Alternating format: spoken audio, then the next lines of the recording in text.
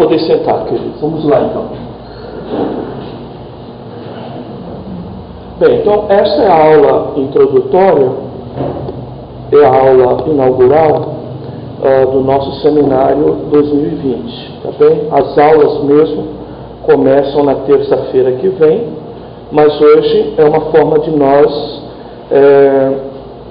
darmos uma visão geral da Bíblia para vocês e também de alguma forma levar vocês a considerar a possibilidade de fazer o curso quem ainda não é aluno, tá?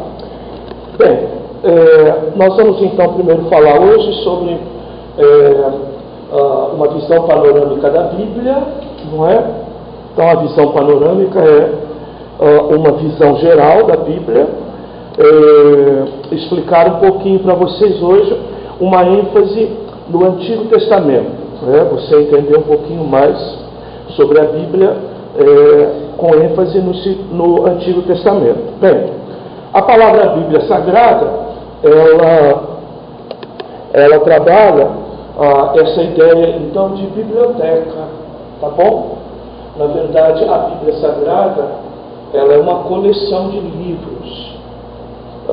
Muitos acabam, pelo fato da gente dizer a Bíblia, não é?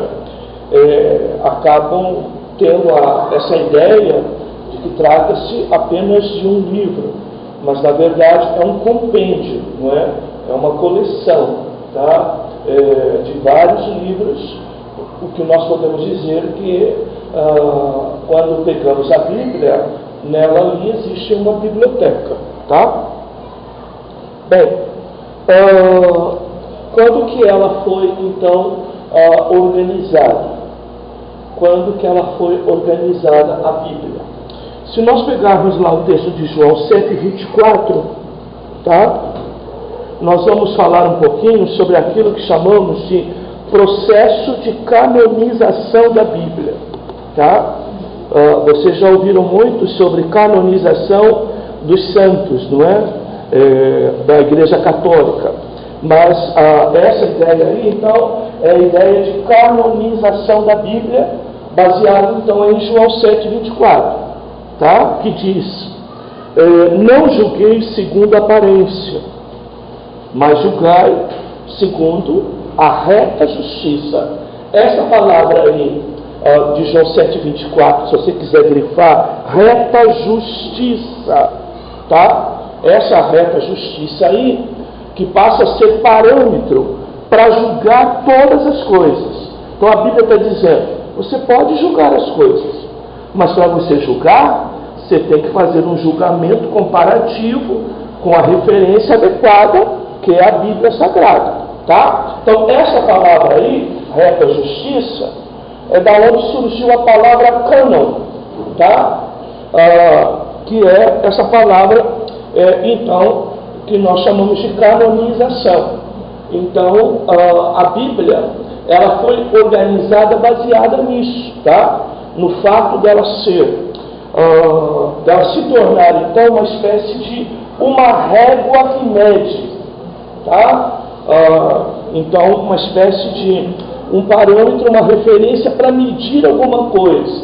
A ideia original, inclusive, era cana de medir, tá? Cana de medir. Então, essa ideia de João 7:24. Então, a Bíblia, quando ela foi organizada, ou seja, já que vocês entendem agora que é uma coleção de livros, quando foi juntado esses livros dentro da Bíblia, não é? Para formar a Bíblia, foi feito baseado nisso, desses livros, então, serem em todo uma referência para medir todas as outras coisas, tá? Então, a Bíblia, ela se torna, então, uma régua, como nós temos lá na geometria, não é? Como nós temos lá na escola, esta régua, para medir as coisas. Então, a Bíblia é isso, tá? Bem, esse processo de canonização, ou seja, quando que se pegou os livros e se avaliou qual livro comporia essa coleção, nós temos, então, duas referências. Nós temos o Concílio de Nicéia, no século IV, chamado de Primeiro Concílio Ecumênico, ou seja, universal, onde toda a igreja, já dentro de um processo chamado de igreja única, igreja oficial do Império Romano, ó, século IV, nós já temos Constantino, não é? E foi o próprio Constantino que fez esta idealização desse concílio. Tá? Há quem diga, quando eu digo isso, há quem diga porque se coloca muita dúvida sobre isso, né? Que foi no concílio de Nicéia que os reunidos lá sob o comando de Constantino decidiram pela primeira vez a referência de régua ou de cânon da Igreja Católica, tá? Da Igreja Católica, tá? Ou seja, da Igreja Universal da época, comandada por Constantino, tá? Bem, no século XVI, esse mais preciso, é que então nós vamos ver o cânon, século XVI, você já vai lembrar, ok? Reforma protestante, já estamos no tempo da reforma, tá bom? Século XVI. Então, esse concílio de Trento, tá? Já é proposto por Martinho Lutero, tá? E o Martinho Lutero, então, que vai fazer o processo de canonização da Bíblia protestante, ok? Tirando aqueles 7 livros a mais, chamados, não é? De livros não inspirados, tá bom? Ou apócrifos, e estabelece, então, os 66 livros, como nós vamos ver no nosso modelo de Bíblia, tá? Bem, esse processo de canonização, é óbvio que há muitos achados, há muitas escritas, tanto do Antigo como do Novo Testamento, tá? Tanto que nós temos os livros tanto apócrifos como os livros pseudoepígrafos, temos também outra série de livros que não são inspirados, tá? Mas que são uma série de registros, tá? Que foram avaliados, tá? Que foram avaliados para compor o cânon, mas decidiu-se apenas que esses livros então fossem estabelecidos como padrão, tá? Bem, uma das coisas que se leva como padrão é que a Bíblia confirma a própria Bíblia. A Bíblia explica a própria Bíblia. E na Bíblia não pode existir contradições. Então, qualquer registro, qualquer livro que traga uma contradição comprovada, não aparente, mas uma contradição comprovada, ou seja, comparado com os outros livros, ele defende algo contrário ou acrescenta alguma coisa que é prejudicada ou prejudicável à fé, ele então foi retirado e não foi colocado nesse agrupamento, tá? Então, uma das bases principais da inspiração é exatamente a inerrância. E a inerrância da Bíblia está no fato de que um livro confirma um outro livro, tá? Então, essa é a base, tá? Então, a Bíblia ela foi organizada para se tornar, então, uma régua, uma cana de medir, uma referência. A isso, então, chamamos de processo de canonização da Bíblia, tá? Baseado em João 7:24. A Igreja Católica, a princípio, fez isso. Isso é questionado, mas a maioria dos teólogos defendem que foi no concílio de Nicéia, sob o comando, então, de ainda Constantino, tá bem? O imperador, que se converteu, entre aspas, tornou a religião oficial no Império Romano, e aí, então, nesse concílio de Nicéia, que se discutiu a questão de Ário, o arianismo se discutiu em Nicéia, não é? Assuntos ligados a Pelágio também foi discutido em Nicéia, né? A natureza de Jesus, a questão da Trindade foi muito discutido no concílio de Nicéia, e há quem diga também que a primeira canonização da Bíblia, nesse caso da Igreja Católica, seria o concílio de Nicéia. Por isso você vai ver aquele padre, inclusive aquele bispo, dizendo que foi a Igreja Católica que escreveu a Bíblia. Ele parte do pressuposto que a Bíblia, quando reunida num livro, foi a Igreja que fez isso. Isso é um fato. Mas é lógico, os livros que estão lá não foi escrito pela Igreja, foi escrito muito antes. Mas o processo de juntar, de organizar e de estabelecer a Bíblia como esta referência, é lógico que a Igreja que fez, tá? Seja a católica no século IV, seja a protestante no século XVI, tá? Aí no Concílio de Trento, já sob o comando de Lutero, se decidiu então retirar os chamados 7 livros apócrifos, os 7 a mais que tem na Bíblia Católica, considerado então apócrifo por nós, ou seja, não inspirados, porque lá tem posições doutrinárias que são contrárias ao que está em todo o resto da Bíblia. Tá? Ok, queridos? Por isso que quando você pega a Bíblia e diz que a Bíblia explica a Bíblia, que na Bíblia não há contradição, é porque quando foi juntado isso, uma das regras para juntar é que não tivesse contradição. Tá? Mas simples assim, não pensa que, não é? O livro só apareceu de uma só e que não houve critério. Houve critério para juntar. Por isso que esse é o critério de dizer é inspirado ou não é inspirado. Porque quando foi juntado baseado nesse critério. Tá? Então aí você tem essa ideia de organização da Bíblia, tá bom? Essa canonização da Bíblia. Vamos lá, à frente.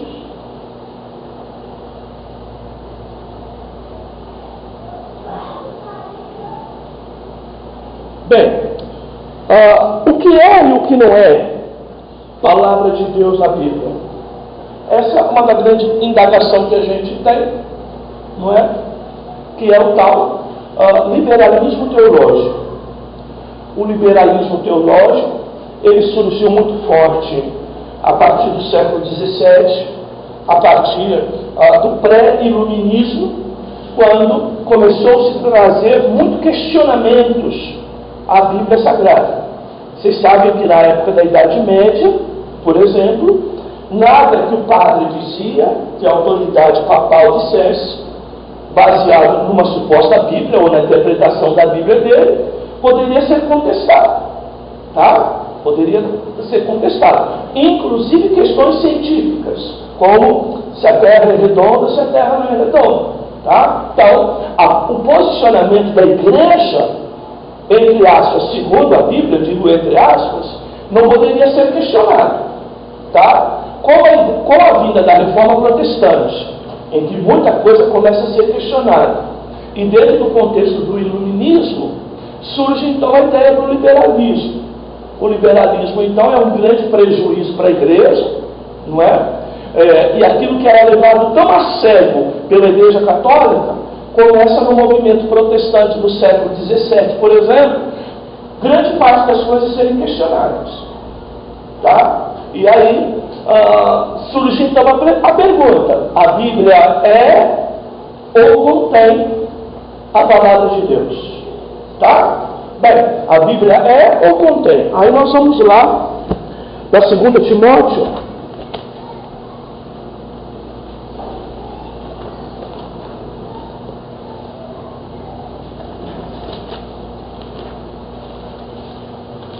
esse texto de Timóteo, que vai ser então a nossa referência.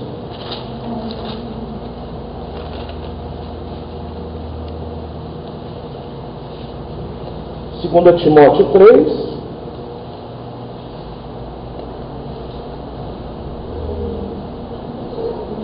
verso 14 ao 17.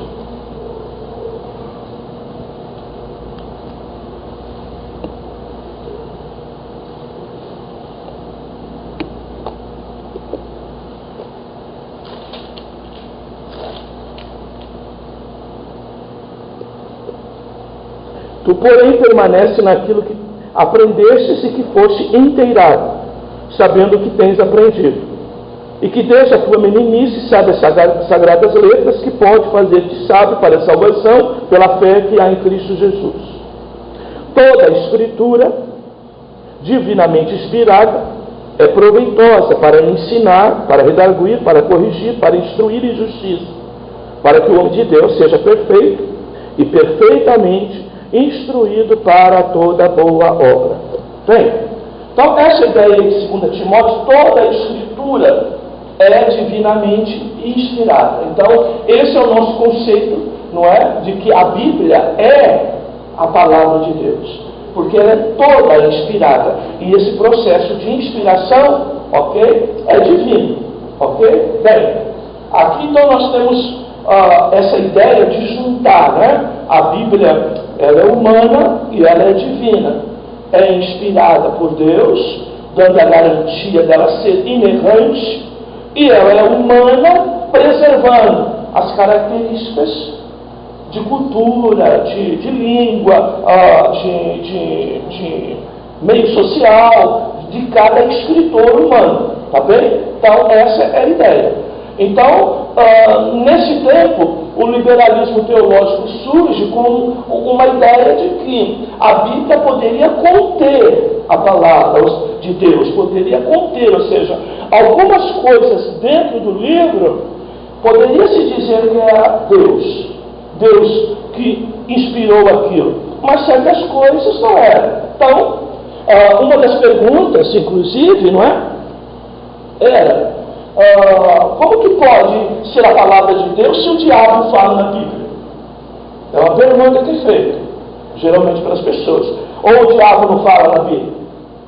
Fala. Se você ler lá Mateus 4, você vai ver, por exemplo, o diabo falando com Jesus Cristo, e inclusive citando a própria Bíblia, fora de contexto, mas citando a própria Bíblia. Então, como afirmar que a Bíblia é a palavra de Deus, se dentro da Bíblia o diabo fala? Não é? É uma das perguntas. A segunda, para que Deus vai escrever certas coisas como cronologia, como geografia, lugares, nome de personagens? Você precisaria de que Deus escrevesse ou inspirasse alguém a escrever o nome de um mar, o nome de uma montanha, o nome de uma cidade, não é? A pessoa precisa disso, de Deus, para escrever essas coisas, não é?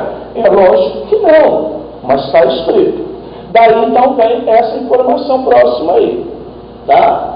A Bíblia tem palavras inspiradas e tem registros inspirados, tá? Então as palavras inspiradas estão relacionadas às questões fundamentalmente doutrinárias, aquela em que Deus está ensinando o seu povo, revelando alguma coisa específica da sua natureza ou daquilo que Ele quer em termos de regra para a nossa vida. Mas tem registros inspirados. O que é os registros inspirados? O diabo fala e Deus inspirou para que se registrasse isso, para que eu e você, quando lêssemos a Bíblia, fôssemos instruídos a saber de que o diabo tem características de personalidade e ele fala, ele ensina, ele age dentro de uma ideia de uma personalidade, tá? E ele então age, tá? Procurando enganar, como enganou Eva, não é? E como o próprio Paulo diz que nos últimos tempos alguns apostatarão da fé, dando ouvido a doutrinas de demônios, a ensinos de demônios. E como que esses ensinos virão através, não é? De orientação e do ensino do próprio diabo, tá? Bem, a questão também de personagens, de lugares, de mares, de montanhas, de algum tipo de vegetação, de algum tipo de clima, coisas relacionadas ao que você encontra em qualquer livro comum, que você diz, Deus não inspirou eles a escrever essas coisas e nem precisa, tá? Mas é colocado como um registro inspirado, por quê? A preocupação de Deus de que a gente tenha conhecimento dessas coisas, para que a gente entenda também que a Bíblia não é um livro que caiu do céu.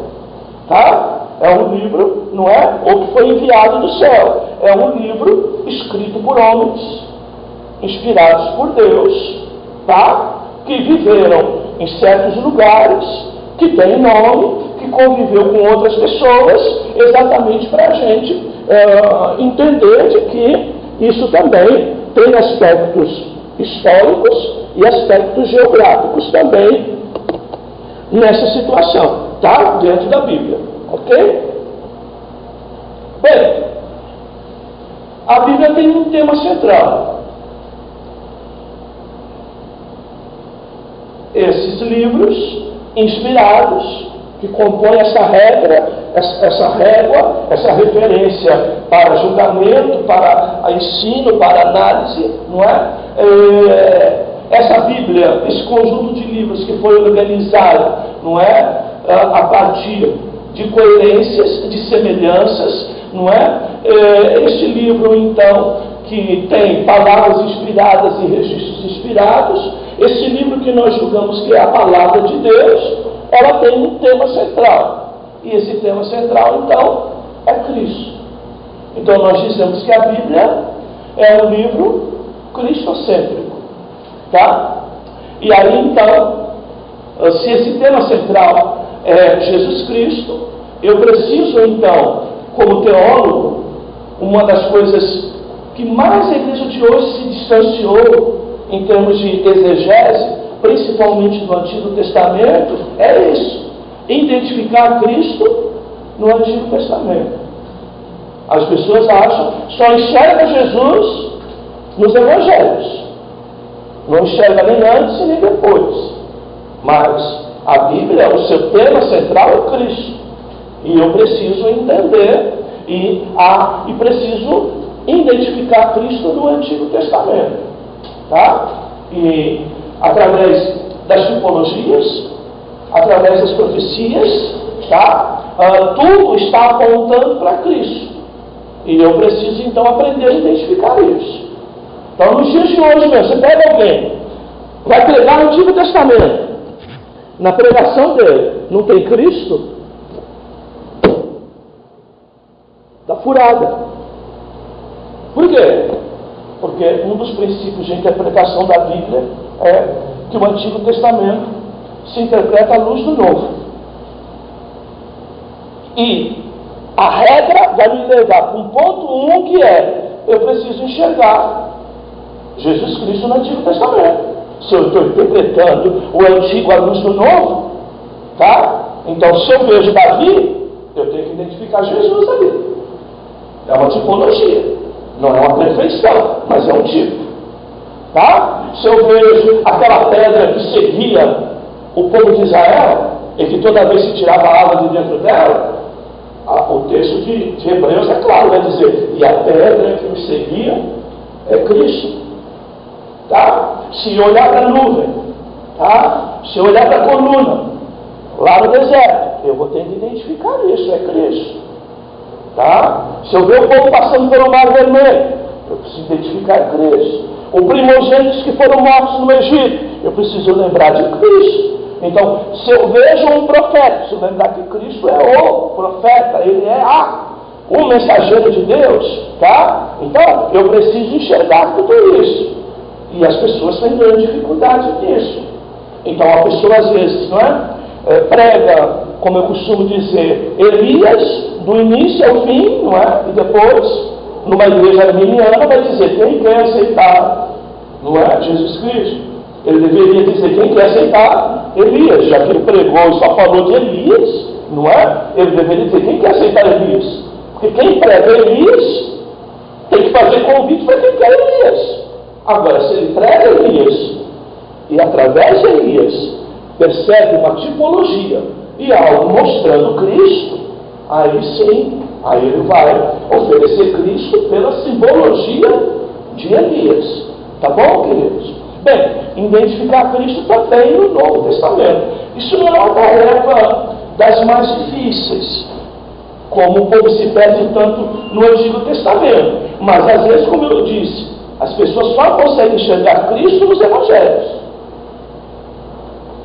E aí, quando cai nas cartas, doutrinários, tá? Ele tem dificuldade em identificar Cristo também.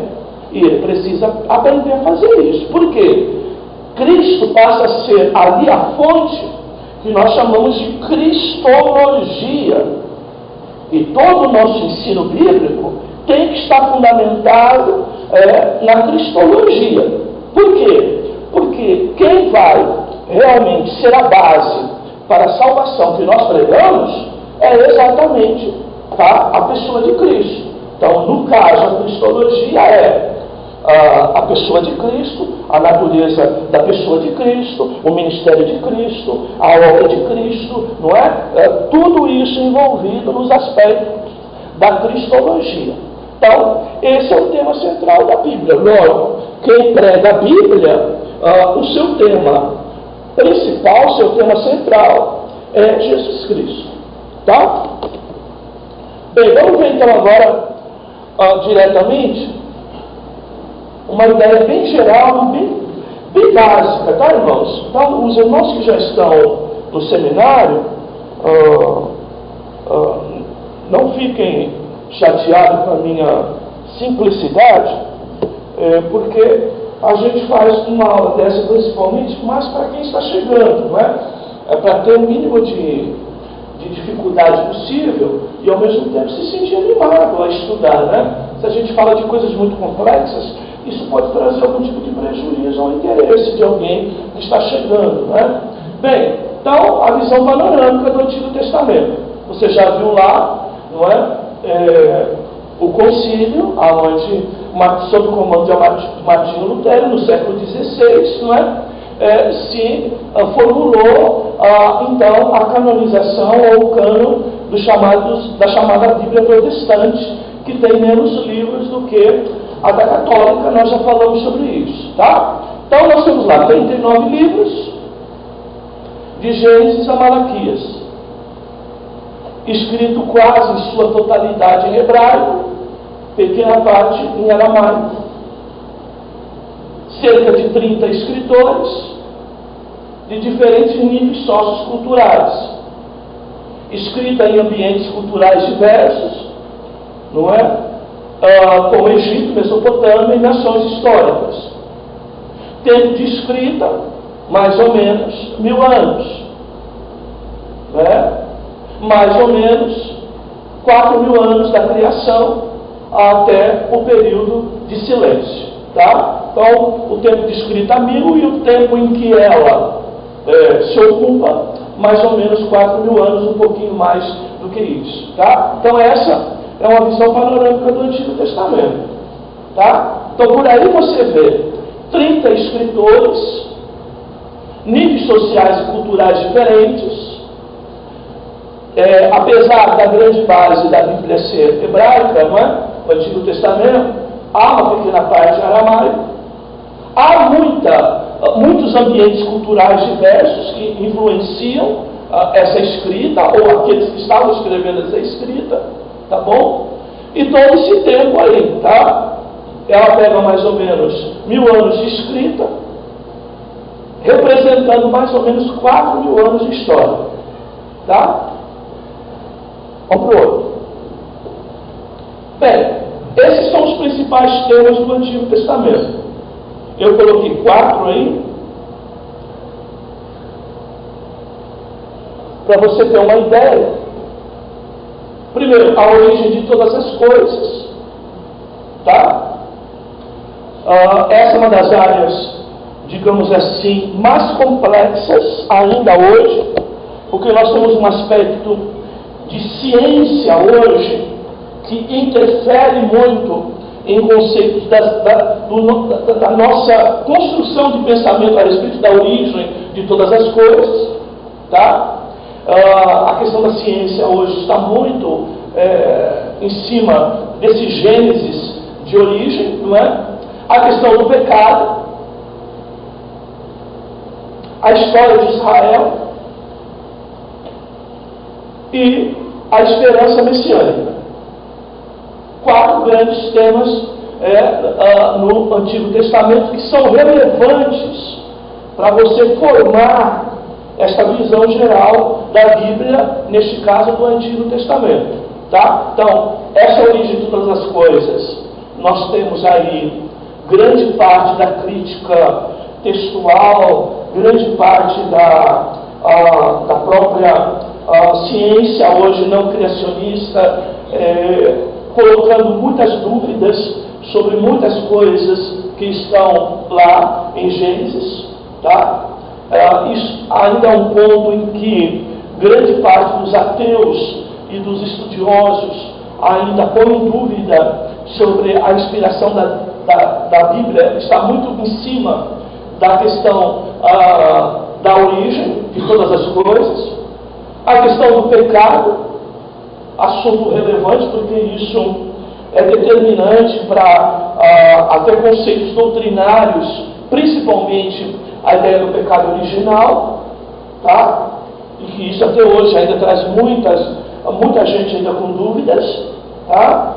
De que se nós nascemos em pecado, ou se nós nos tornamos pecadores a partir do momento que começamos a experimentar algo especificamente do pecado, tá? Então, tem muito a ver com isso, com a doutrina do pecado original, não é?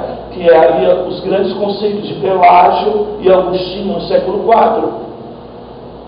Temos a história de Israel, que tem a ver muito com conceitos de aliancismo e dispensacionalismo, qual a linha doutrinária que nós seguimos sobre a questão aliancista ou dispensacionalista. E tem também a esperança messiânica, tá bom? As grandes ênfases a respeito de Jesus ser de fato o Messias, tá bom? E ele ser o cumprimento das Escrituras do Antigo Testamento que falava sobre esse Messias, tá? Então esses são os principais temas do Antigo Testamento. A outra? Bem, então nós vamos agora então aí para a divisão do Antigo Testamento.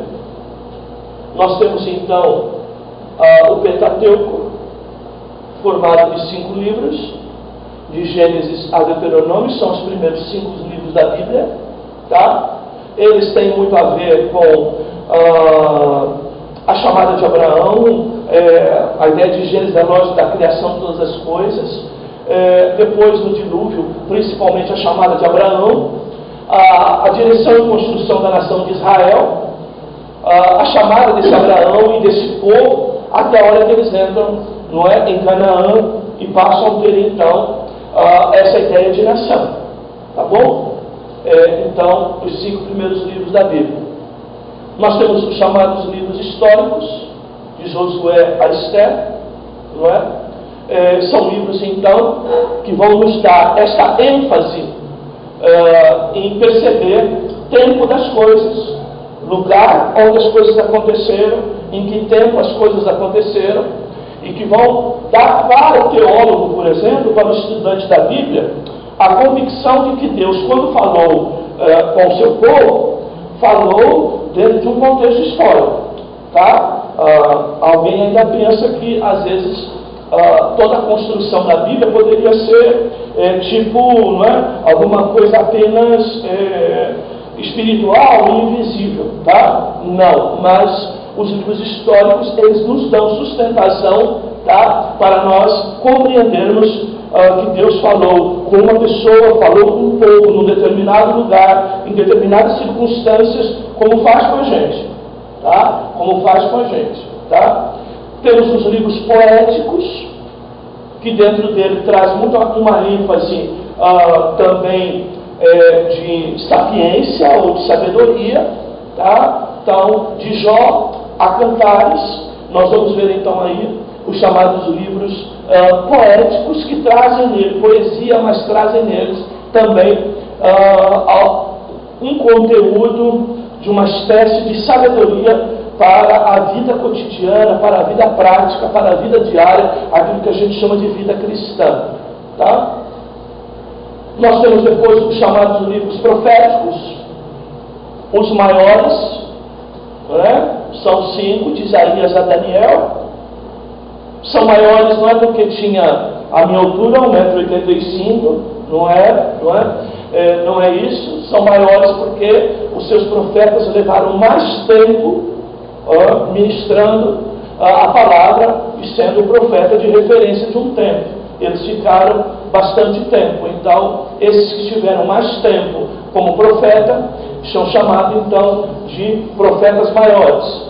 E os menores são aqueles então que ficam um período de tempo menor falando em nome de Deus. Então, são 12, de Oséias a Malaquias.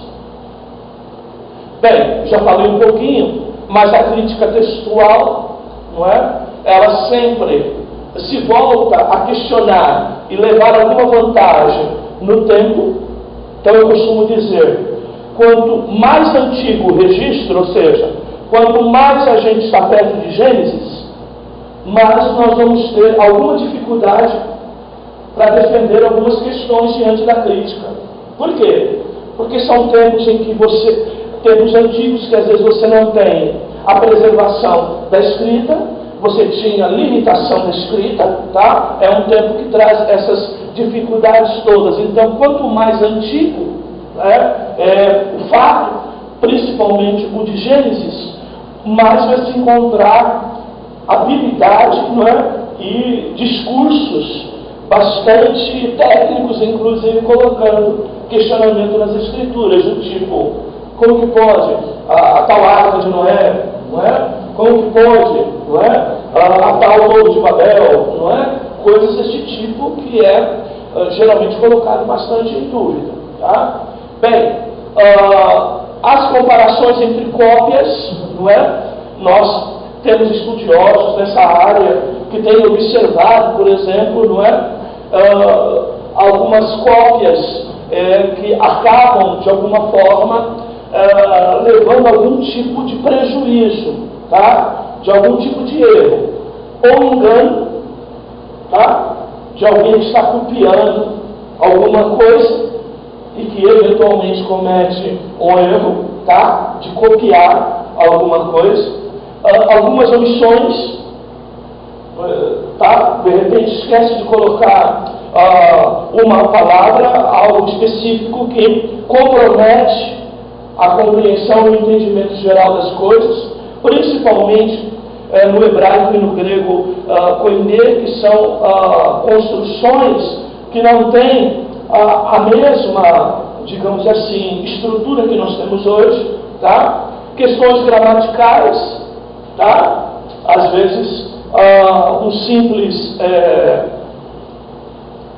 cognitivos, algum tipo de conexões, melhor dizendo, que às vezes nós cometemos alguns erros, tá? A questão semântica, inclusive, a questão de uma palavra que eventualmente eu erre a cópia em algum tipo de detalhe, inclusive, da própria etimologia da palavra, a semântica da palavra. Então, nós temos a crítica textual muito trabalhando em cima disso. Então, ela vai lá e pega cópias do mesmo texto, e na hora de comparar, ela começa, então, de alguma forma, a trazer dúvida, porque apresentou algum tipo de erro, entre aspas, de uma cópia para outra. Tá? Então, a crítica textual trabalha muito isso, e nós temos muita crítica textual no Antigo Testamento, principalmente, como eu disse para vocês, a questão do tempo. Quanto mais próximo de Gênesis, mais chance de você encontrar alguém criticando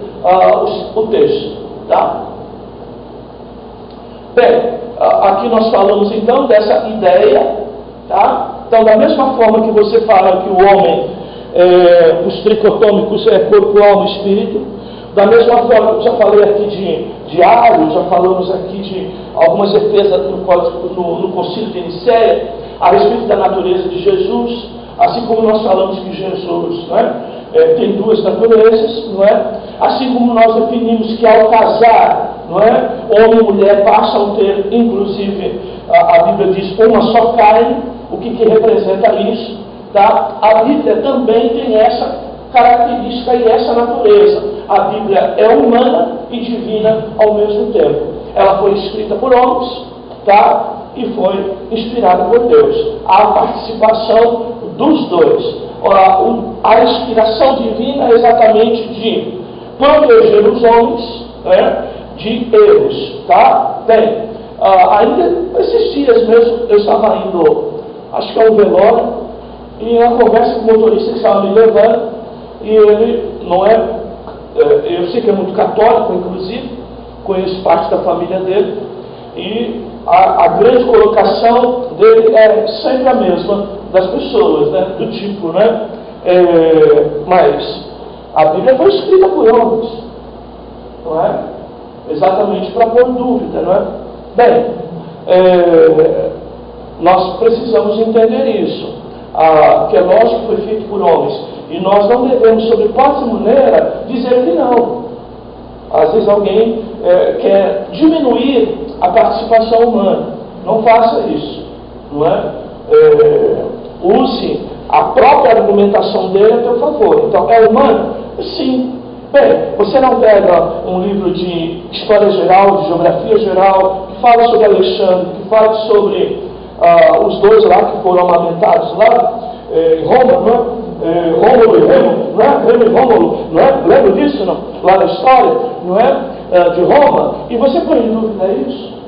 Por ser um livro de história geral, você põe em dúvida, você vai para a escola, aprende aquilo, como se aquilo fosse a verdade, e foi escrita por homens.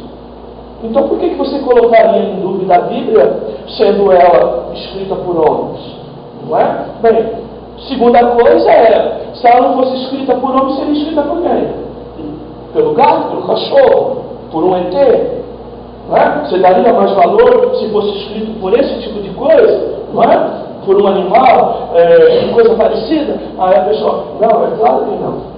Tá? Então, não deve ser desprezada por ser escrita por homens, porque só quem poderia escrever é homens, e nós damos valores a alguns dos livros que lemos, inclusive de história, inclusive de geografia, inclusive de filosofia, inclusive de psicologia, que não são exatas, não é? E nós damos tanto valor a isso, tá? Consideramos isso como o próprio médico que se forma, a gente dá tanto valor para o médico que vai cuidar da nossa saúde, acreditando que ele estudou num livro que foi escrito por quem? Por homens.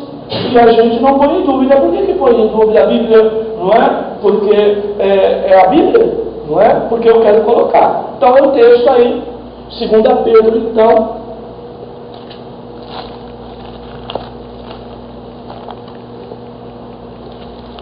Esse texto de Pedro é muito bom que vocês tenham com vocês.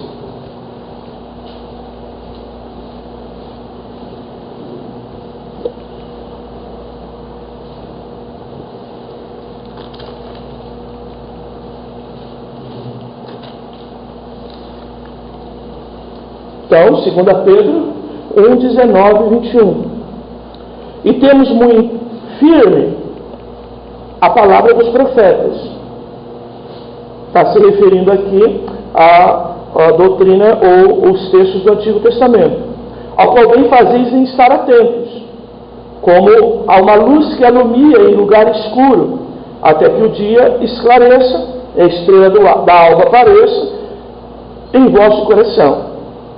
Sabendo primeiramente isto, que nenhuma profecia ou nenhum texto da Escritura é de particular interpretação, porque a profecia nunca foi produzida por vontade de homem algum, mas os homens santos de Deus, tá, falaram ou escreveram, inspirados pelo Espírito Santo.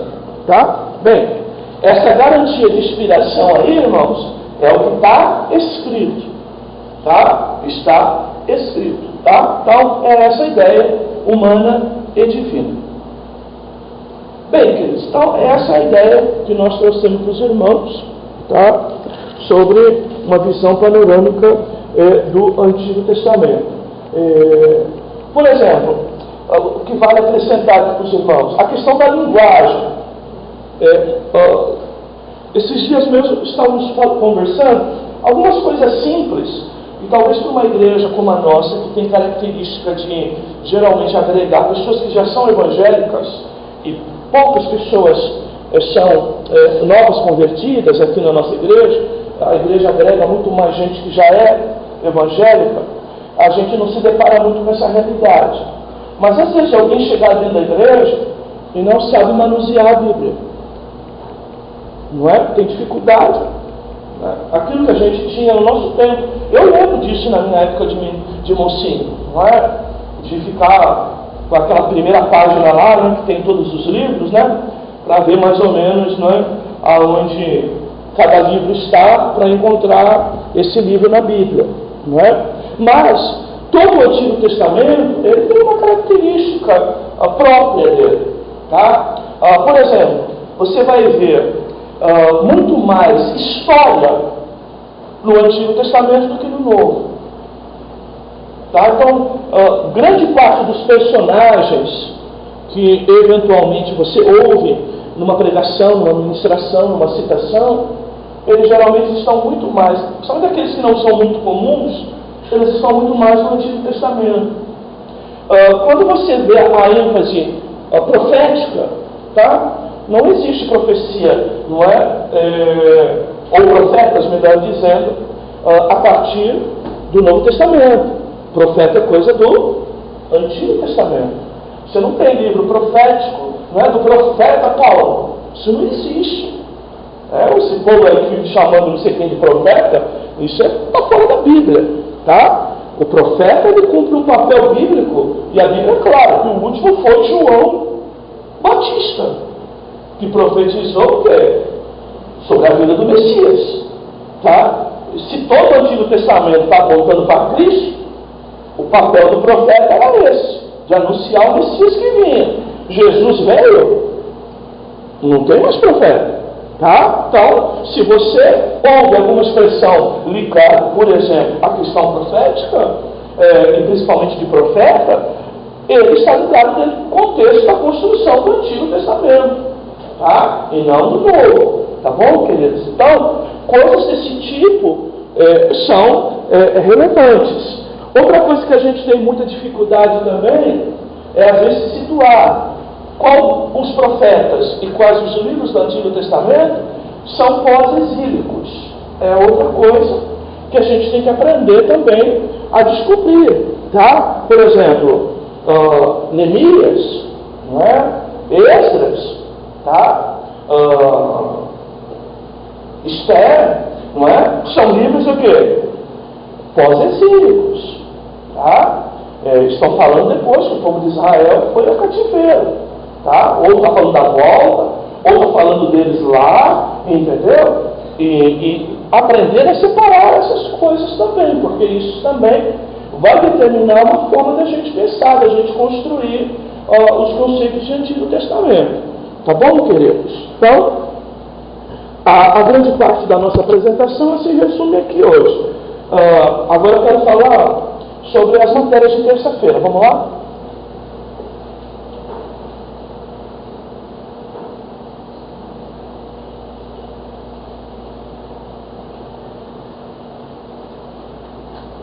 Isso, vamos falar de terça-feira primeiro.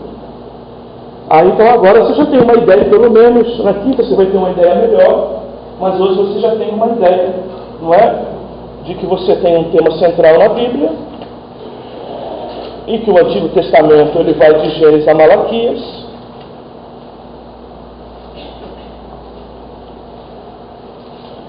Você também vai lembrar que grandes assuntos do Antigo Testamento, entre os grandes assuntos, está a construção da nação de Israel. Tá? Você já aprendeu isso também.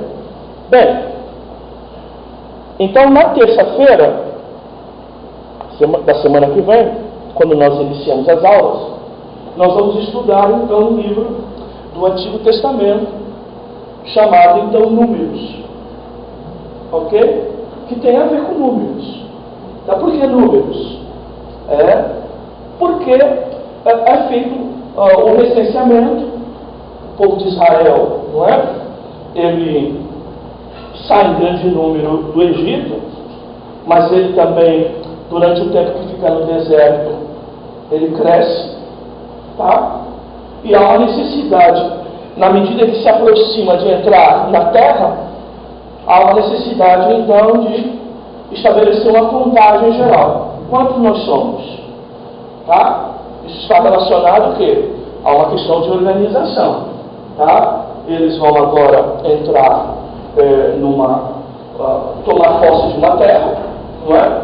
Eles são agora, com a terra na mão, eles vão ter então, pisando na terra, eles são uma nação constituída, tá? E como nação, então, eles precisam então de alguma forma ter algum tipo de recenseamento, tá? Então é o IBGE, como costumo dizer. Então o livro de números é o nosso IBGE aqui. Quantos nós somos, quantos homens, quantas mulheres, quantos de tal tribo, quantos de tantas da outra tribo. Então é essa a ideia que nós vamos ter em números. Por isso, essa expressão. Mas, voltando um pouquinho, você vai ver lá, TBAT, né? Teologia Bíblica do Antigo Testamento. Tá? Então, o que nós temos que explicar aqui para vocês? Que vale a pena, não é? Para a gente não ter que... Não vamos fazer isso mais em sala de aula. É entender como que eu estudo a Bíblia. Tá? Então, eu tenho duas formas de estudar a Bíblia. Duas formas. Uma delas é essa. É a teologia bíblica. A outra é a teologia sistemática. São as duas formas que eu tenho de estudar a Bíblia. A teologia bíblica é quando você pegar, se você pegar Meyer Pearlman, por exemplo, um autor que eu gosto muito, ele vai ter os dois livros. Ele vai ter um livro chamado Teologia Sistemática, de Meyer Pearlman, e ele vai ter o livro Teologia Bíblica, ou dele é Teologia Livro por Livro, de Meyer Pearlman. Tá? O que significa isso? Meyer Pearlman, como um escritor, um doutrinador bem completo, ele ensina a Bíblia nos seus dois livros, usando os dois métodos, ou as duas formas de se estudar a Bíblia. Uma delas, o que é? A Bíblia livro por livro. É quando você é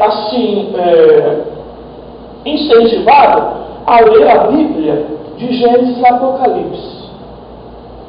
Um grande problema aqui no Brasil, a maioria dos pregadores, até teólogos, que eu saiba, que se dizem teólogos, e que não fazem leitura anual da Bíblia, começando em Gênesis e indo até Apocalipse. Tá? Mas a maioria de nós é leitor da Bíblia tipo caixinha de promessa. Gente, eu não creio em caixinha de promessa, mas se você ler um texto aqui, outro ali, outro lá, você não precisa ter caixinha na mão. Você tá? Você é um obreiro, você é um teólogo, você é um estudante de caixinha de promessa. Esse é o fato. Não precisa ter a caixinha na mão. Basta você ficar pulando que nem ping-pong. Pega um texto aqui, pega outro lá, pega outro aqui, pega outro lá. Você perde a compreensão, tá, irmãos, de todo o cenário bíblico. E é por isso que está cheio de heresia por aí. A compreensão da teologia bíblica me oferece a oportunidade de, conhecendo tudo da Bíblia, tá? Quando eu pego a parte, eu não vou inventar. Por isso você vê muita invenção. Porque se pegasse, não é? Então, a teologia bíblica se preocupa com quando a gente fala teologia bíblica de números. O que nós vamos fazer? Pegar números do capítulo 1, versículo 1, até o último capítulo, o último versículo do texto de números. É lógico que nós vamos pegar aquilo que é mais relevante, tá? Mas de alguma forma a gente ter uma noção de todo o livro de números. Por exemplo, uma noção que nós vamos ter de números. Quem viu Deuteronômio no semestre passado, viu que Deuteronômio era uma espécie de uma sala ao ar livre. O povo, todo mundo parou diante da campina de Moabe e foi dada uma rendição da lei ali para que aqueles que nasceram no deserto, e não ouviram na hora que Moisés entregou para o povo a lei, tá? Mas eles já eram uma segunda geração, a terceira geração daquela primeira, eles ouvirem sobre a instrução da lei. Então o que você tem ali em Deuteronômio? Todo mundo parado, sentado diante de Moabe, tá? E recebendo essa instrução. Bem, aí o que você fala? O que você ensina na prática para o povo? Você precisa aprender a sentar e ouvir Deus falando com você. Não é isso? Que nós pegamos na prática aqui, aplicamos em Deuteronômio? Não é? Bem, e números? Números é o povo andando. Ninguém está sentado, ninguém está parado. Números é uma representação do povo de Israel marchando, ainda que dando volta ainda, não é? Mas andando. Opa, o que eu tiro na prática disso? Que eu também andando, fazendo alguma coisa, caminhando, indo para o trabalho, voltando do trabalho, trabalhando, lavando louça, lavando roupa, não é? Vendendo móvel, consertando alguma coisa, não é? Debaixo lá do carro, vendo o motor, e etc, etc, o que está acontecendo? Deus também está falando comigo, eu também estou aprendendo. É números. Então, eu aprendo sentado, mas isso não quer dizer que eu não aprendo quando estou no movimento e andando. Números é a grande representação disso aqui. Tá? É importantíssimo a gente sentar para ouvir a palavra. Mas não é porque eu não estou sentado para ouvir a palavra que Deus não esteja falando comigo. Eu preciso também estar atento ao que Ele está falando. Então essa é a ideia de números que nós vamos aprender aqui. Tá? Então tem o recenseamento, que tem a ver com o quê? Questões de organização, questões de liderança, questões de ordem, questões de divisão de trabalho, não é? De saber o material humano que você tem na sua mão. Números vai dar tudo isso para nós. Mas vai dar também essa impressão de que enquanto eu estou andando, Deus está me ensinando que eu preciso aprender. Tá? Aprender. Agora tem uma hora que eu tenho que parar para aprender, que foi o caso do Deuteronômio. Outra coisa, a teologia bíblica, ela vai me levar o quê? A ser especialista de números. Imagine, não é? Como alguém sempre dizia para mim, uma vez eu ouvi isso quando era mocinho, né? Alguém dizia, quem abre para ler Salmos é porque é muito ruim de Bíblia. Está muito enganado. Que acha que Salmo é uma coisa superficial, tá? Que não tem profundidade e coisa parecida. Bobeira! Salmo é um dos textos mais profundos do Antigo Testamento. E no meu Salmo 8, né? Exatamente. Tá? E em Salmo que você vai ver o salmista apresentando muito essa ideia contrária, não é? Até paradoxal, entre a grandeza de Deus e a pequenez do homem. Não é? Sempre comparando essa coisa de Deus e do homem. Como Ele é grande, como nós somos pequenos. Como Ele é grande Salvador, eu sou grande pecador. Essas coisas todas. Tá? Então, você vai aprender então a ler números. Não é? A compreender o texto de números. Do início ao fim, ter uma visão completa do texto de números. E aí o que vai acontecer em números? Você vai ver o quê? Muitos assuntos. Até algumas doutrinas fundamentais. Mas, tudo dentro de números. Quando você aplica a teologia bíblica, o que ela te leva ao exercício prático de pregador? Ao sermão expositivo. Tá? O que é o sermão expositivo? O que vocês venham fazer aqui, por exemplo, no curso de domingo.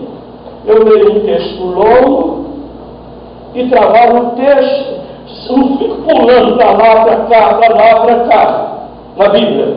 Eu fico num texto, pegando início, meio e fim de um texto, para dar uma ideia completa num determinado espaço.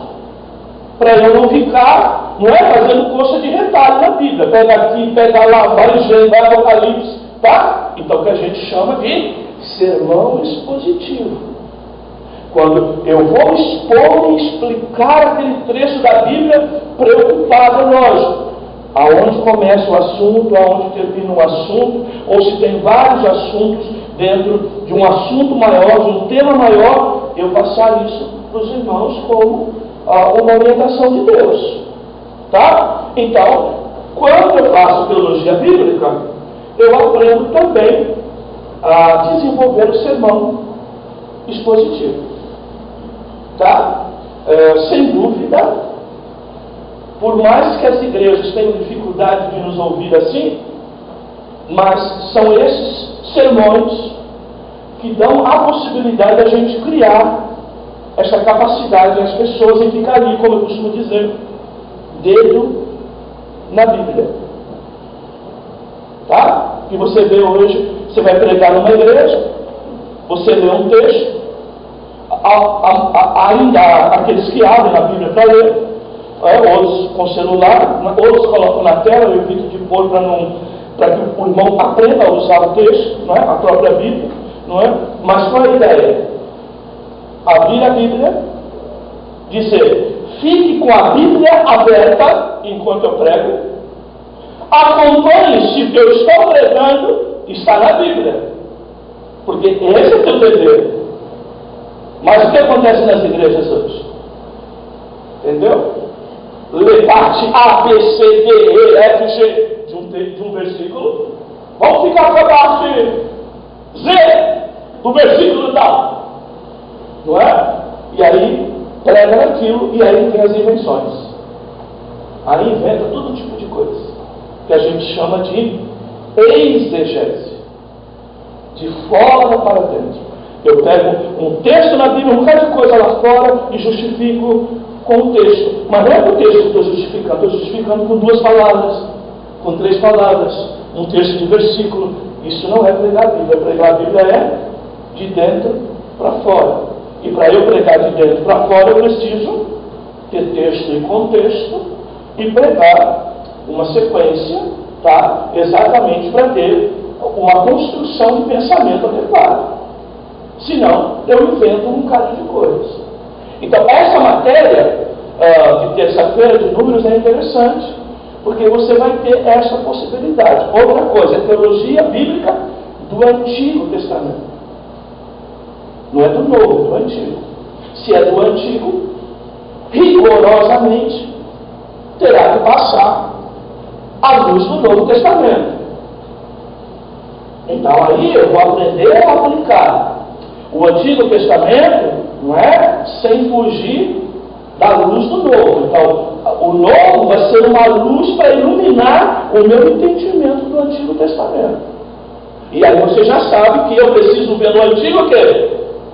Jesus. Então eu vou ter que ver em Números aonde Jesus entra nisso aí, tá? Porque Jesus seria o caminho mais próximo, mais reto para eu aplicar o Antigo Testamento à luz do Novo. É eu aplicar apontando para Jesus, tá? Então essa é a ideia. É muito bom quando a gente recebe lições bíblicas, e a CPAD tem tido esse cuidado de, às vezes, a lição é teologia bíblica. Nós vamos aprender a carta de Romanos.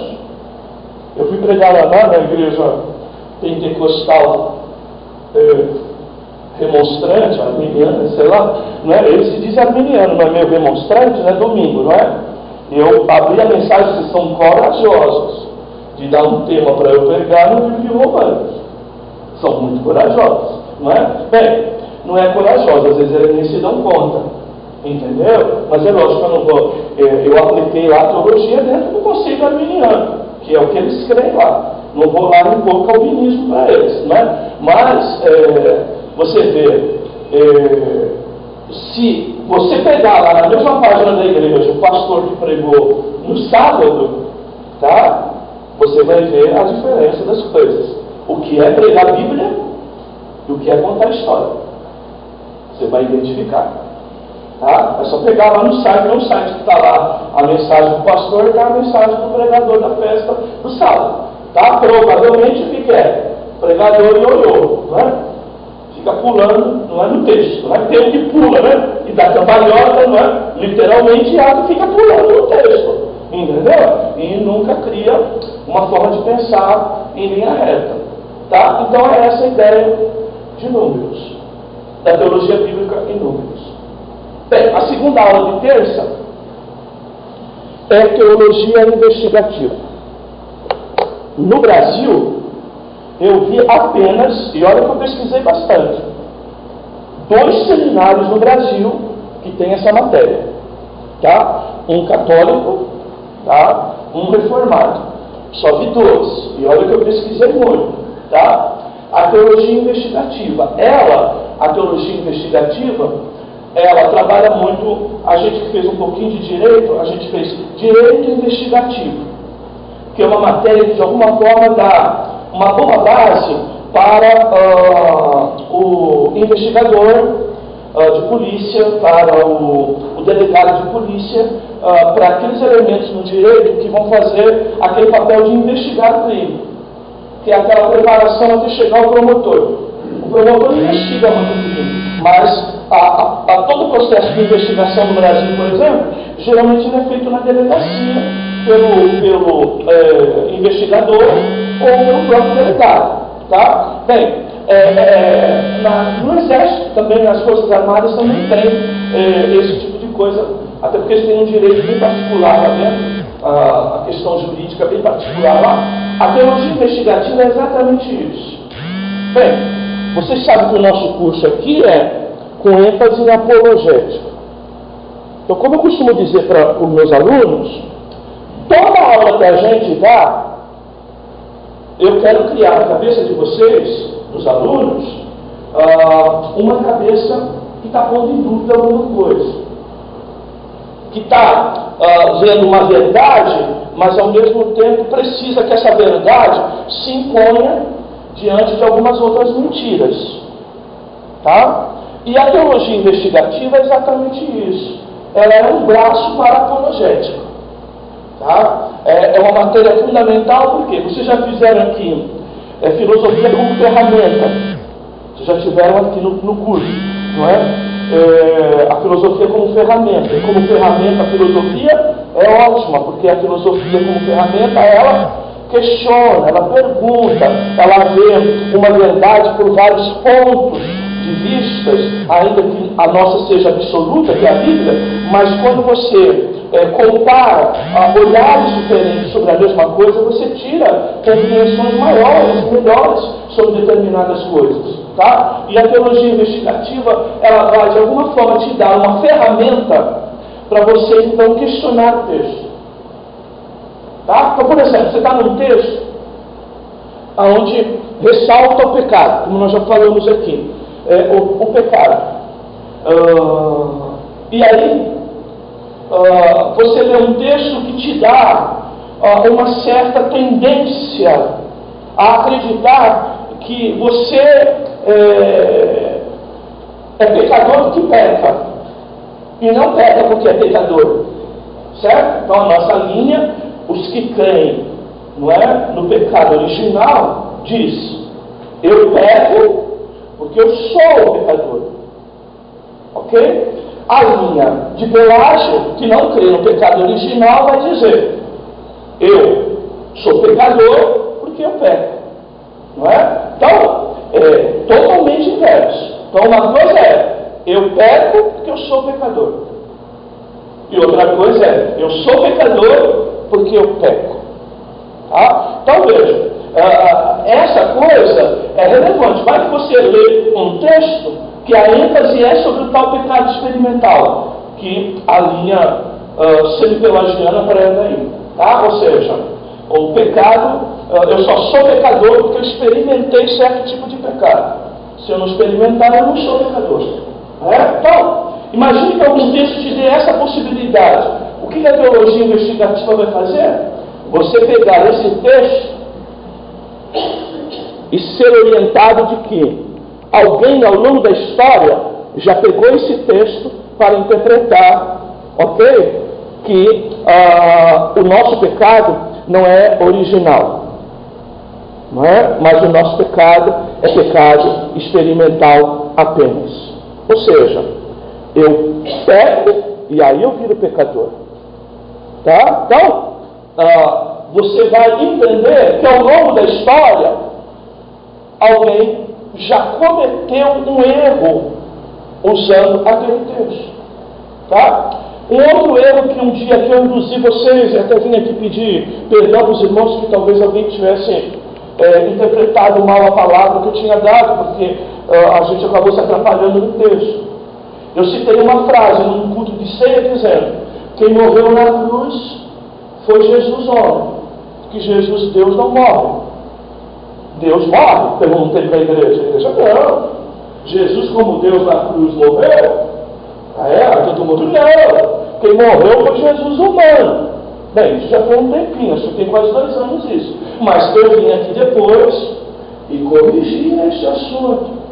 Por quê? A natureza de Jesus, apesar de distintas, elas são inseparáveis. Eu não sei como isso aconteceu, mas o que Jesus viveu como homem, o Jesus Deus experimentou.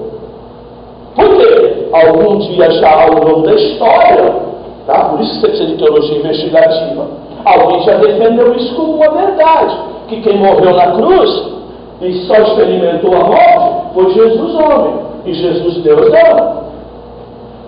Tá? Aí a teologia investigativa vai levar você, na história, a ver quem cometeu esse tipo de erro e por que cometeu, entendeu? Para que você não cometa a mesma coisa. Você vê a nossa preocupação aqui? Nós podemos ser uma igreja pequena, modesta, mas a nossa preocupação aqui é não ser fabriqueta de heresia. Porque para nós, o Espírito Santo, que é a verdade, como diz João 15, 16, 17, ele só pode estar numa igreja que prega a verdade. Numa igreja que tem mentira, no Espírito Santo, que é o Espírito da verdade, não está lá. Isso é muito sério. Tá? Porque alguém só vai fazer essa sintonia do Espírito Santo no escala bacia. Só no Rio para trás. Entendeu? Mas a gente precisa ser bíblico. Não vamos desprezar os dons, mas a gente precisa considerar que o Espírito da verdade que o Pai enviará em meu nome, este estará convosco todos os dias, este vos ensinará, este vos fará lembrar todas as coisas. O Espírito da verdade que o mundo não conhece, mas vocês conhecem porque habita em vocês. Outra que nós já falamos aqui, as 2 naturezas de Jesus. Tá? Vocês lembram do gnosticismo? Vocês lembram logo chamando Jesus de um aeon? Alguém dizendo que Jesus é criatura, a mais elevada de Deus, mas que ele era criatura. Você vai ver o adventismo aí dizendo que Jesus é o arcanjo Miguel. Tá? Então, aonde que cometeram esses erros? Quem cometeu? Quando cometeu? Qual o contexto histórico e doutrinário desta época? A teologia investigativa vai nos trazer isso. Tá? Então, isso é muito legal. Diga, professor. Dentro disso que o senhor está falando, da morte de Jesus como homem, como Deus, também tem alguns pensamentos do tipo de quando ele fala por que eles não paraste na cruz, ali foi a única vez que a Trindade se dividiu. Ela é indivisível. Então, assim,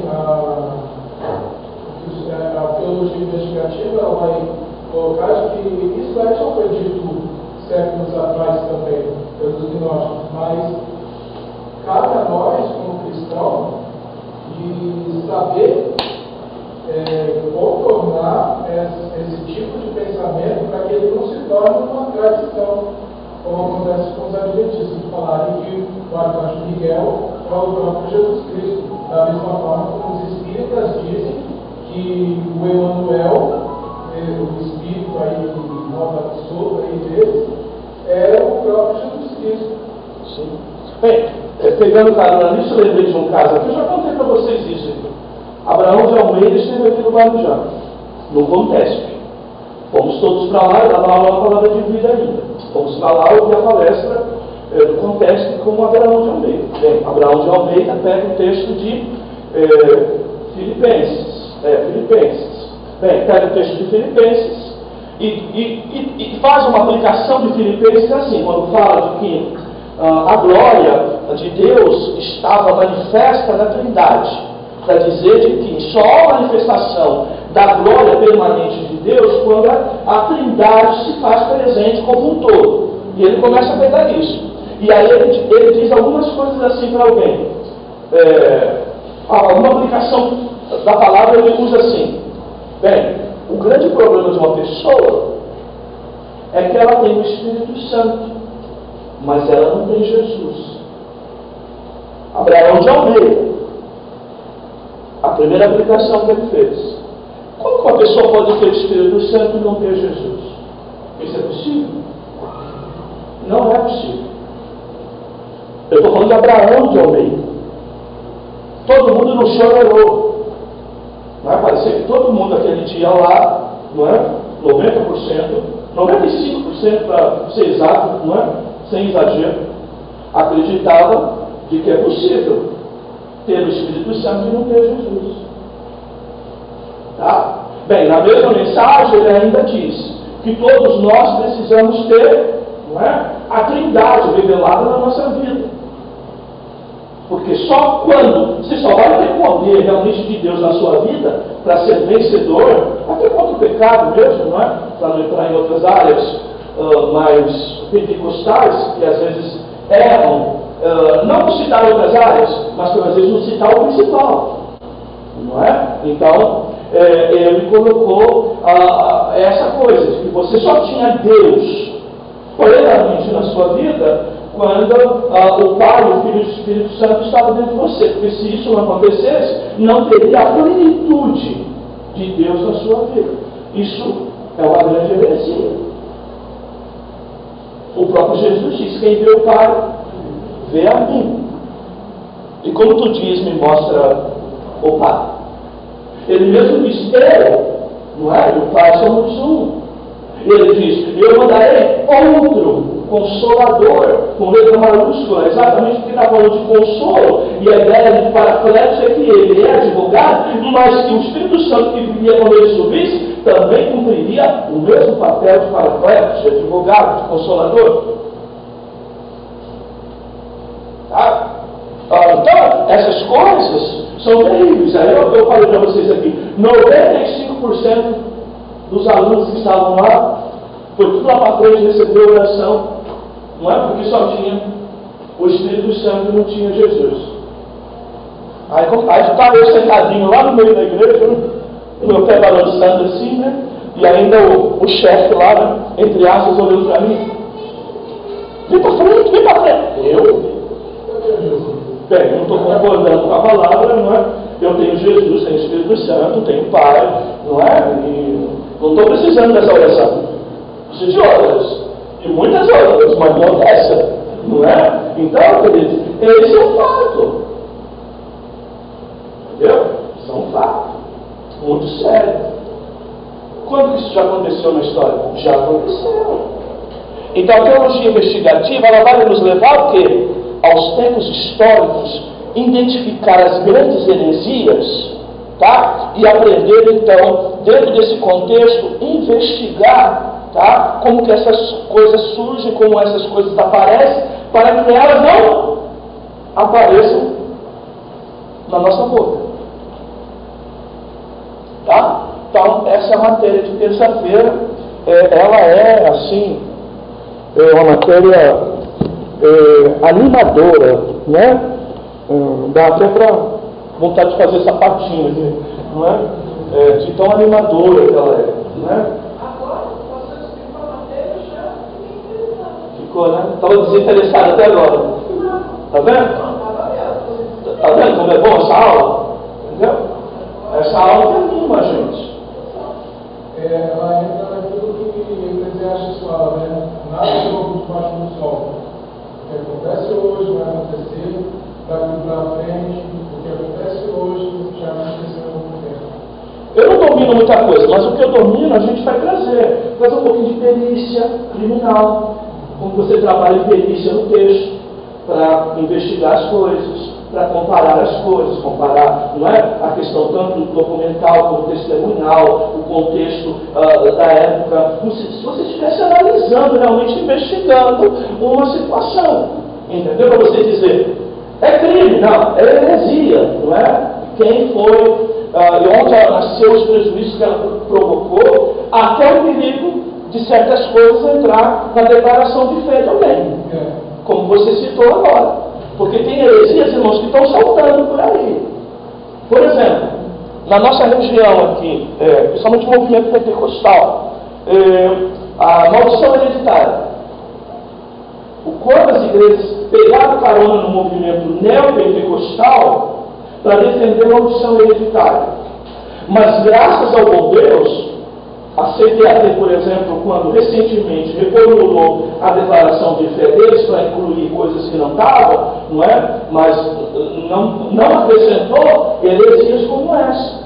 Imagine a maldição hereditária ela ser levada tão a sério por tanto tempo numa denominação ou numa religião que isso acaba influenciando um ou outro, principalmente hoje com as mídias que nós temos, e isso acaba indo para a declaração de fé assembleiana.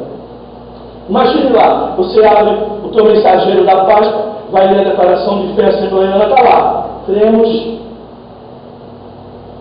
na maldição hereditária, de que existem pecados que não são cometidos pela própria pessoa, cuja responsabilidade não é da própria pessoa, mas de que isso é uma herança que ele trouxe especificamente dos seus pais e seus avós, e que ele necessariamente precisa fazer quebra de maldição. Imagine isso, vir para o credo, vir para a declaração de fé. Seria terrível.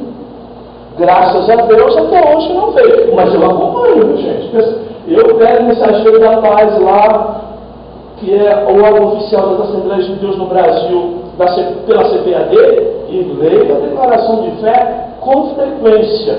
Essa última você vai ver lá na minha sala, eu tenho até o compêndio da declaração de fé atual das Assembleias de Deus, quando fez o centenário deles aí, eu acompanhando. Por quê? Perigoso. Porque uma coisa, ela fica tanto tempo numa igreja, que aí se transforma numa regra que vai, inclusive, para o documento oficial da igreja, de declaração de fé. O pastor Átila, ele fez um mestrado, o artigo dele de mestrado falava sobre a declaração de fé batista brasileira. E ele pegou a primeira declaração batista, né, a inglesa, e a americana, para fazer parte de comparação, que elas foram a base para fazer. E na parte de soteriologia, ele faz a denúncia, né, do artigo de que eles mudam o pensamento lá dos americanos e dos ingleses para o arminianismo por conta do que se via aqui no Brasil na época por conta do catolicismo. Bem, olha só, é a mesma coisa assim, entendeu? Acreditar em campanha, né? A gente vem de igreja que acreditava em campanha. Está cheio de igreja acreditando em campanha aí. Qual o espírito da campanha? No sentido, o que eu penso para estabelecer campanha numa igreja? Tá? Eu penso que em penitência e indulgência. É essa a regra. Eu vou ter que pagar um preço para poder ter alguma coisa de Deus. A campanha se torna o quê? Uma proposta mercadológica, não é? Uma proposta de eu oferecer alguma coisa para Deus me dar alguma coisa. Qual o perigo disso? Eu acreditar que tudo que eu recebo de Deus não é graça, mas é resultado do meu esforço. E isso é o evangelho de quê? Das obras. E aí você vai construindo uma igreja que sempre acredita no quê? Eu estou fazendo, eu estou jejuando, eu estou buscando, eu estou querendo, então logo Deus vai me dar. Bem, isso está totalmente fora da palavra. Não, mas eu não busco. Não, eu estou buscando que Deus está agindo e me levando a buscar. O agir é dele, o querer, o efetuar é do Espírito Santo. Eu não creio que a obra seja meio, mas a obra é o quê? Resultado. Efésios 2, 8, 9 e 10. Não é? Pela graça sois salvos, mediante a fé. Isso não vem de nós, é dom de Deus. Não vem das obras, para que ninguém se glorie. Mas vocês são feituras de Deus, feitos para caminhar nas boas obras. Olha a diferença da obra não vem das obras e andar nas obras. Não vem das obras o meu esforço. Andar nas obras, Deus me levar a andar sobre aquilo. A ação ativa é dele. Eu sou voz passiva. Não é? Então, essas coisas que nós precisamos entender. Porque senão nós vivemos o quê? O modelo católico. Que não crê no sacrifício de Cristo. A ênfase é sempre o quê? Na indulgência, na penitência, tá? Na escadaria, não é? Da santa lá que vai se subir, entendeu? De andar de joelho, não é? De caminhar de joelho, de pegar uma cruz e pôr na escosta para caminhar, para ter alguma coisa de Deus, e não na cruz de Cristo. Então, a gente tem que tomar cuidado com isso. Por quê? Amanhã, irmãos, pega e põe a declaração de fé essas coisas, aí dificilmente isso vai sair de um lugar. O que a gente pode ver é que essas coisas, às vezes, é um vento que passa pela igreja, não é? E graças a Deus não permanece. Mas, ao longo da história, nós já vimos que permaneceu, que ficou, e homens precisaram se expor até morrer para pregar a verdade. E a verdade prevalecer. Tá bom, queridos? É isso então. Alguém quer fazer alguma colocação? Pode fazer. Bem, na quinta-feira, vai pensando aí se você quer fazer uma colocação. Na quinta-feira nós vamos trazer isso em reforço, mas pegando o Novo Testamento, tá? E vamos explicar as matérias de quinta-feira. Se o Flávio estiver aqui, ele explica a segunda matéria, que é a de filosofia, tá? Que ele vai dar, já deu o semestre passado, vai dar nesse próximo também, e eu vou explicar então essa de aos Gálatas, exatamente para falar um pouquinho sobre esse legalismo, sobre o evangelho das obras humanas, que Paulo fala muito de justiça própria, as nossas justiças. Mas quem é a nossa justiça? É Cristo. Romanos 1, 16, 17. Porque nele se descobre a justiça de Deus, como está escrito, o justo viverá pela fé. Fé onde? Na justiça de Deus. E quem é a justiça de Deus? É Cristo Jesus. Não é? Bem, eu vou falar sobre Gálatas, então o Flávio depois fala sobre o professor da própria aula, fala um pouquinho sobre filosofias medievais e helenísticas, tá? Que é uma matéria interessante, entendeu? E muito interessante, porque elas às vezes são padrões de fora dos cursos normais, tá? Geralmente há uma expansão de compreensão das coisas com esse tipo de matéria, tá? Mas é lógico, a ênfase sempre é apologética. Você pode pegar um bocado de ferramenta que te ajuda, mas sempre com aquela preocupação apologética. Toma cuidado para esse tipo de coisa que te ajuda nisso não virar um pensamento doutrinário para você, não é? Então, essas coisas todas. Pensou um pouquinho? Quer falar? Bem, queridos, eu estou aqui à base de remédio. Eu estou desde sábado bravo numa gripe que, olha, terrível. Bem, graças a Deus, Deus sempre dá um suspirozinho para a gente trabalhar, mas hoje eu falei para a Valéria às 5h30. Dá para mim a palestra de hoje, Valéria? Não é? Tem misericórdia, Deus, não é? Essa não vai dar, pastor. Passou outra coisa, mas essa não é? Mas graças a Deus que nós viemos e concluímos, acho que dentro do nosso limite, bem. Tá bom, queridos? Alguém quer falar alguma coisa? Nossos seminaristas? Querem falar nada? Pelo menos se animaram com teologia investigativa, que nem a Valéria se animou? Diga, Maurício. O fato da igreja católica ter assumido a posição do batismo infantil de crianças se enquadra dentro disso. O heresia que veio, nasceu e acabou ficando. Sim. Sim. Mas, uma outra que não foi para a nossa declaração de fé, mas soa semelhante, é a apresentação de bebê na nossa igreja. Tá? A apresentação de bebê na nossa igreja. É muito sério isso.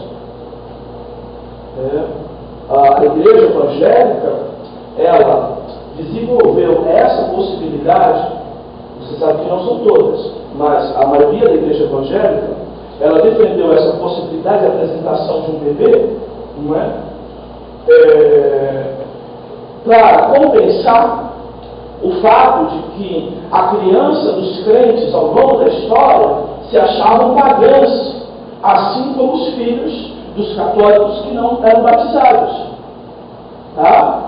E a igreja inventou essa apresentação de bebê, porque ela não é bíblica.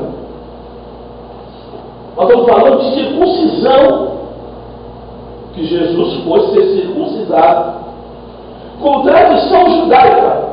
E a circuncisão para nós representa o quê? Batismo. Tá? Batismo. Mais do que isso, a Igreja Católica considera que a criança é até certa idade inocente. À luz da doutrina protestante, criança não é inocente. Apenas não tem consciência de pecado. Mas inocente ela não é, porque a Bíblia está clara, dizendo que é impecável. Eu fui formado. Eu já nasço pecador. Eu não fico pecador. Eu nasço. Não foi essa herança que eu recebi de Adão? Ou não? Então, o negócio é muito sério. Por isso que nós formulamos alguma coisa na igreja nossa aqui recentemente. Não é? Primeiro, para apresentar bebê, não apresento de quem quer vir aqui um dia apresentar seu filho, receber uma oração e não tem compromisso com Deus mais da vida. Nem volta no culto aqui. Desculpe, não vou apresentar mais. Só vou apresentar filhos de membro que os pais estão aqui para cumprir com Provérbios 22:6. Ensina a criança no caminho que deve andar. E o que é ensinar a criança no caminho que deve andar? É trazer a criança para a escola dominical. É trazer a criança para a igreja. Para ouvir uma aula. Ponto final. A mesma posição que todo mundo em casamento. Irmão, eu fazia casamento por aí, irmão. Tudo quanto é canto.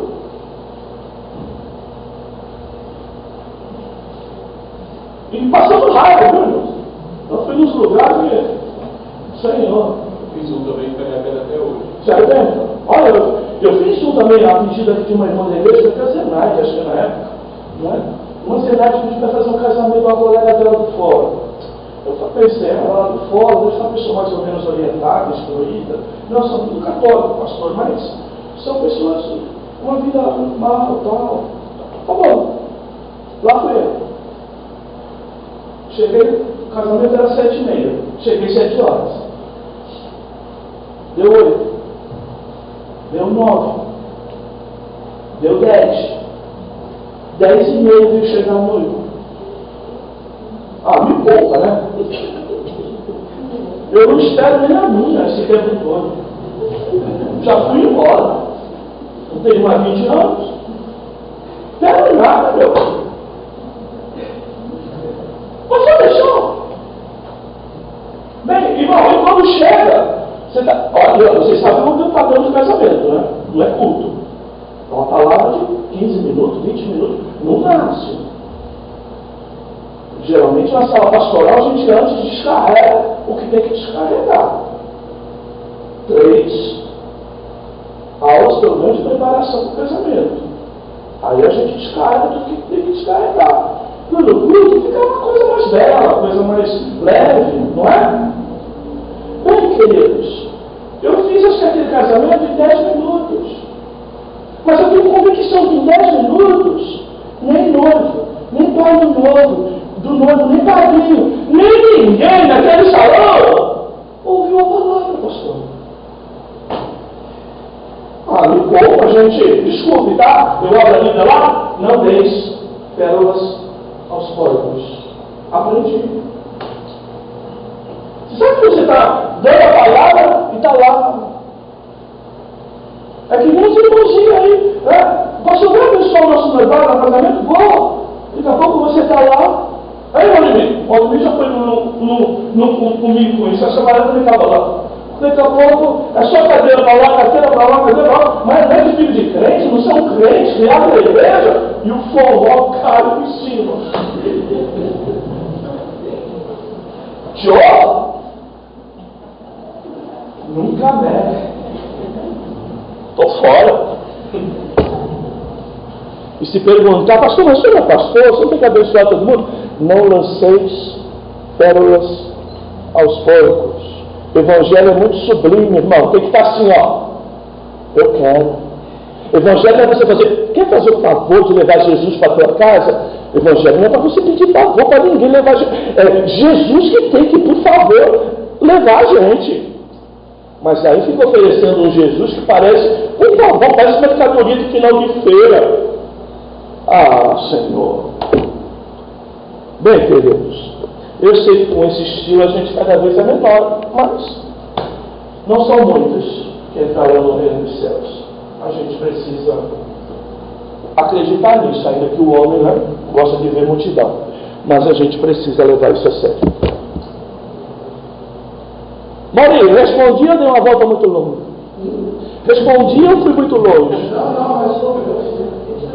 Em vez de bater nos católicos, eu bati na gente. Tem que bater na gente primeiro, viu, irmão?